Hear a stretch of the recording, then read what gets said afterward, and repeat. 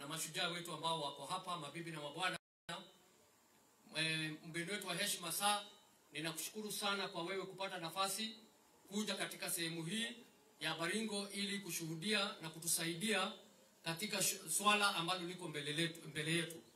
Tunashukuru sana juhudi na bidii zako, kwa sababu hawa maofisa wako mbele ambao wanahitimu siku hii ya leo.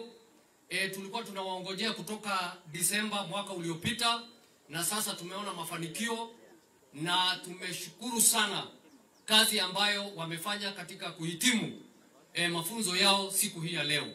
Mimi nakurudishia shukrani zangu za dhati, kwa sababu hawa vile ninavyosema tulikuwa tumewasubiri kwa muda mrefu. Watakapofuzu waondoke hapa, watatusaidia katika kuimarisha usalama katika eneo hizo mbili ambayo ni Baringo North na Baringo South, ambayo imeathirika na majanga ya utovu wa usalama kwa muda mrefu.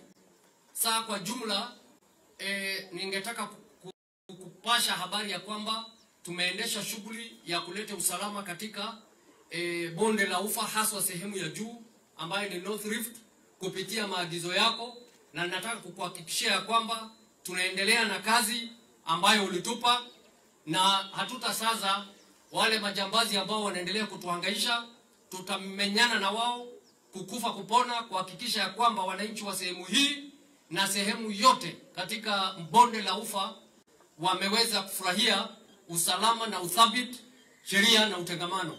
Kwa hivyo mimi sitaki kuchukua muda mrefu, kwa sababu hii ni siku yako, na tunashukuru sana kwa wewe kufika hapa siku hii ya leo ili ujumuike nasi na uweze kuona jinsi tunavyoendesha kazi hapa.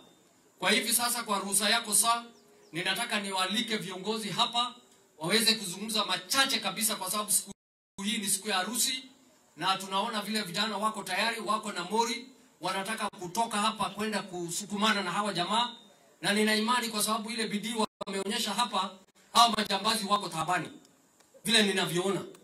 Na kwa hivyo mara nyingi wamesema tunaongea tu upepo, lakini leo nafikiri mambo yameonekana, na ninawaomba viongozi wakija hapa tuchukue muda mchache kabisa ili tuweze kukamilisha ratiba ya siku hii kwa njia yake pekee. Kwa hivyo nachukua nafasi hii sasa kumwalika Mheshimiwa Kamuren aje azungumze na aweze kuendesha sehemu hii inayobaki ili tuweze kukamilisha siku hii ya leo.